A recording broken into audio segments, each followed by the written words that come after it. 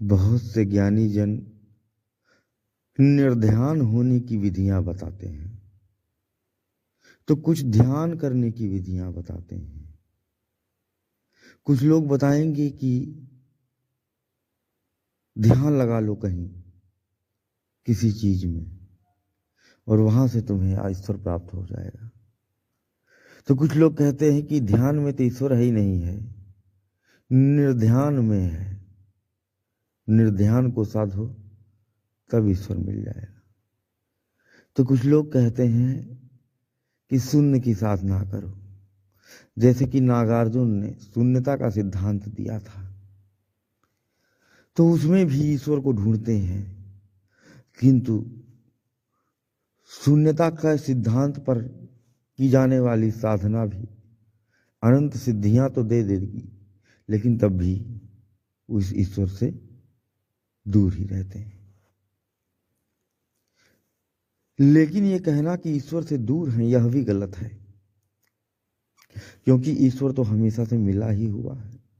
तो सर्वोच्चता की हदों पर जो है, अगर हम जिसे कहते हैं कि अनंत ब्रह्मों का जो ब्रह्माधिपति है, जिसे कह लो कि अनंत ब्रह्मेष्ट जो होगा, जो अनंत ब्रह्मों में वास कर रहा है, वह इस प्रकार से देखा जाना चाहिए। उन अनंत ब्रह्मों का जो नियंता है वह भी ढूंढ रहा है कि कोई ऊपर होना चाहिए, क्योंकि हमें हमेशा से जरूरत है।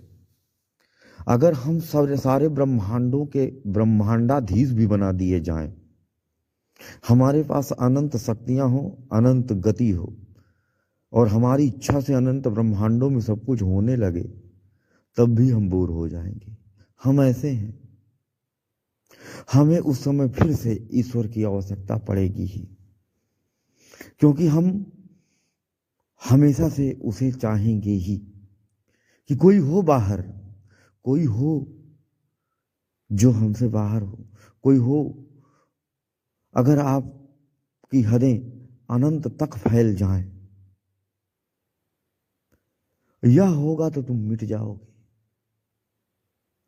लेकिन इस अवस्था को कौन बताएगा? इस अवस्था को बताने वाला कोई नहीं। इसको और सरलीकृत करने के लिए भगवान लकुलीस कहे जाने वाले, जिन्होंने अपनी साधना पद्धति को इतना अधिक विकसित कर लिया कि वो भगवान लकुलीस के पद को पृथ्वी की जनता के द्वारा प्राप्त कर लिए। लकुलीस से भगवान बनने का सफर सिर्फ इतना सा ही था कि उन्होंने वाह्य आडंबरों को छोड़ करके वास्तव में ईश्वर को कैसे अनुभूति करें, उस मार्ग को खोजना शुरू किया। तो बहुत से लोग होंगे जिनके लिए लकुलीस का मार्ग सटीक होगा, बहुत से कॉमन मार्ग भी होते हैं। लकुलीस ने सारे नियम और बंधनों को तोड़ने के लिए एक नया सिस्टम बनाया, जो प्रारंभ में बहुत ही कुख्यात हुआ, क्योंकि उस समय जहां सब सत्य की साधना कर रहे हैं, सात्विकता की ओर जा रहे थे, जहां पर अहिंसा और ब्रह्मचर्य की शिक्षाएं दी जा रही थीं, वहीं पर लकुलीस का कहना था कि अगर ये चीजें गलत होती तो ये कभी बनती ही नहीं। हम किसी चीज को हठपूर्वक रोक करके ईश्वर को नहीं प्राप्त कर सकते हैं। वहीं पर जिस भी माध्यम से आनंद की मात्रा बढ़ती जाए, लकुलिस ने इस तरीके का प्रयोग करना शुरू किया।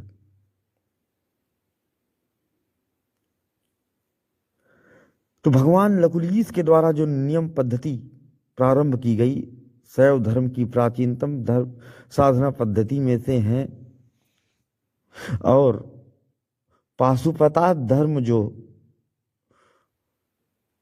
शिव से संबद्ध प्राचीनतम शिव साधना पद्धति है, के अंदर एक नया अंकुर फूटा जिसे कि अघोर पंथ कहा गया। अघोरी साधु जो मतलब जो घोर ना हो, जो सरल हो,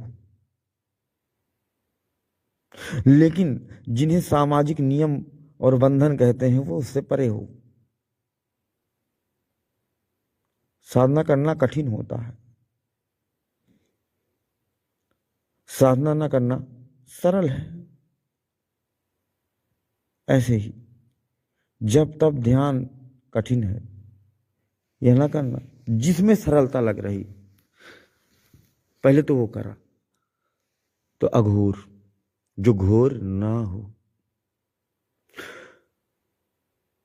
फिर उस समय प्रचलित ब्रह्मचर्य की रीति, जिसमें हठपूर्वक अपनी काम ऊर्जा को रोक करके ऊर्ध्वगमित करने का प्रयत्न करने की चेष्टा, हालांकि यह प्राणघातक और अप्राकृतिक है, क्योंकि प्रकृति ने यह सिस्टम नहीं बनाया है।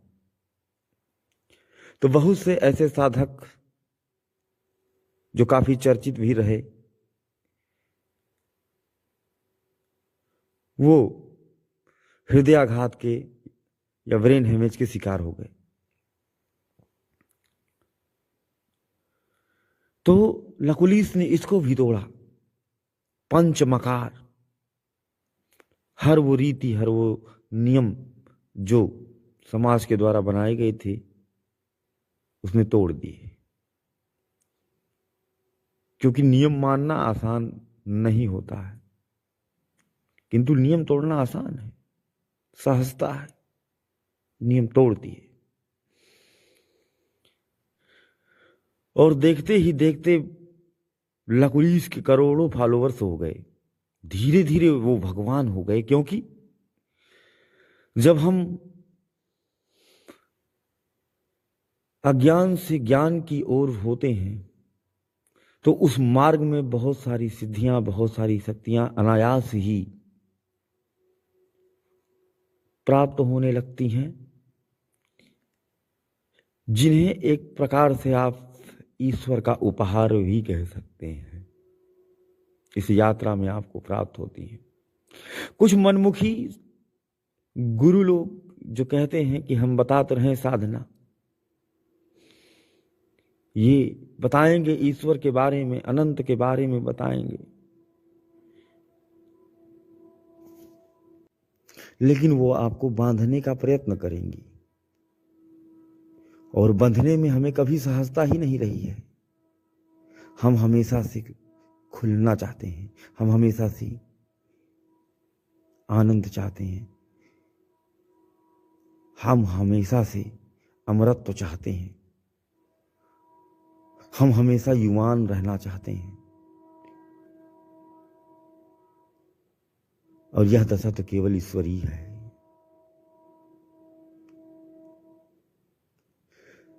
कालांतर में इसको और अधिक सहज करने के लिए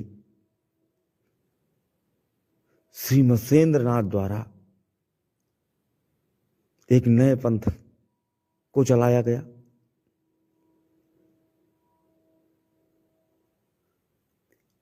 उस समय के प्रचलित कठिन संस्कृत निष्ठ मंत्र लोगों के पहुंच से बाहर थे। मंत्रों को जगाना बहुत ही कठिन था, और उनके अनुष्ठान को जानने वाले ब्राह्मण भी अब बिगड़ चुके थे। वो केवल अपने आर्थिक लाभ के लिए ही पूजा पाठ कर रहे थे और उनकी पूजा पाठ में हृदय से कोई आहुति नहीं उठती। अतः ऐसे ब्राह्मणों से कराई गई प्राण प्रतिष्ठा भी किसी काम की नहीं होती। अन्यथा मजाल क्या कि किसी प्राण प्रतिष्ठित मूर्ति में कोई घाव भी बना सके, कोई छू भी सके। तो गोरख पंथ जो कि मत्स्येंद्र नाथ के शिष्य हुए, उन्होंने उस पद्धति में थोड़ा बदलाव करके और सरलीकृत कर दिया। बहुत ही सरल मंत्र जिन्हें सिद्ध करने की भी आवश्यकता नहीं और उसमें उल जलूल शब्दों का प्रयोग जिनमें केवल ऐसी भावना हो कि सरल तरीके से भी ईश्वर से जुड़ा जा सकता है, देहाती तरीके से भी ईश्वर से जुड़ा जा सकता है। इस बात को उन्होंने बताने का प्रयत्न किया। जैसे कि लकुलिस ने बताया, वैसे ही गोरखनाथ जी ने भी बताया कि ईश्वर को कठिन मंत्रों से नहीं प्राप्त किया जा सकता और ना ही चमत्कार एवं सिद्धियों को ही, कि कोई कहे कि चमत्कार एवं सिद्धियों को नहीं पाया जा सकता बिना कठिन श्लोक और कठिन अनुसंधान के, यज्ञ कर्म के पाया जा सकता है। उस ईश्वर की तरफ जब ही बढ़ोगे, ये सब आपके पैरों की दासियां बन जाएंगी। ये सिद्धियां अनायास ही उमड़ उमड़ करके आपका आलिंगन करेंगी और आप इनमें अनासक्त रहते हो, बस उस ईश्वरीय आनंद का रसपान करते रहोगे। गोरखनाथ ने सिद्ध कर दिया कि अगर ईश्वर से छोटे बच्चे की तरह जिस प्रकार वो अपने पापा से जिद करता है, रो धो करके अपनी बात मनवा लेता है, उसी प्रकार से ईश्वर से भी अपनी समस्या का निदान सहजता से एक बच्चे की तरह सरल तरीके से मांगा जा सकता है। आपका अधिकार है।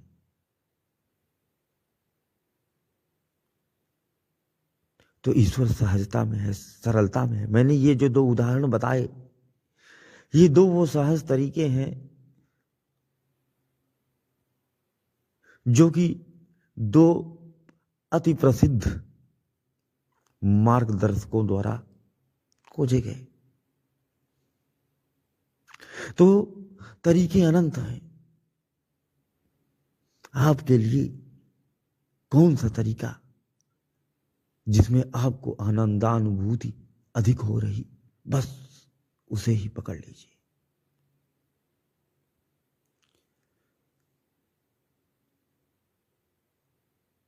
लोग जो है गलती से दूसरे के तरीके में चले जाते हैं, तो कुछ समय के बाद उन्हें ना तो कोई अनुभव होता है, ना ही कोई एक्सपीरियंस, तो उन्हें लगता है कि उसका तरीका गलत है। तो पहले तो उस तरीके का जो सबसे बड़ा गुरु है उसकी कितनी हद है, यह भी देखने की आवश्यकता है।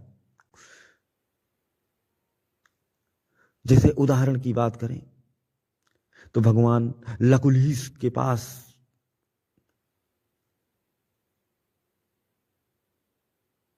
84 सिद्धियां थी। हाँ, ये कहेंगे कि यहां लिमिटेड थी, लेकिन जो स्वयं को कहते हैं कि मैं अनंत परमेश्वर को जानता हूं, तो उनके पास कितनी सिद्धियां हैं। जी, आप उस आनंद के स्रोत को, उसके मन को, हालांकि उस अनंत का मन नहीं, मन तो आपका है, वो तो मन और अमना दोनों ही स्थितियों में होते हुए भी दोनों स्थितियों से परे है। तो परे होने का भी आनंद है और उस अपरे होने का भी जो आनंद है, उसमें भी जो आनंद है, वास्तविक वाला जो आनंद है, उसे खोजने के लिए पहले ऊपर के आनंद की डोर पकड़नी पड़ेगी।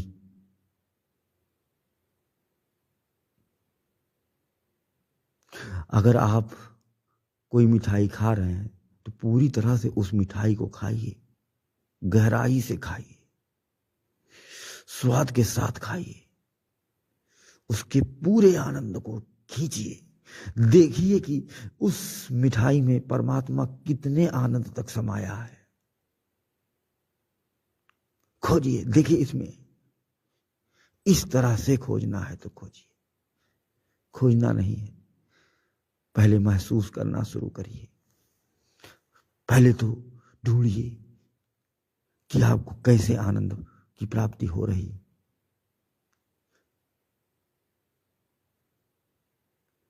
यह परमात्मा के अनुभूति के अनंत मार्गों में से एक मार्ग है, आनंद का मार्ग। उसकी प्रैक्टिस करने के कुछ तरीके हैं जिनको पूर्व में बड़े बड़े महापुरुषों द्वारा किया गया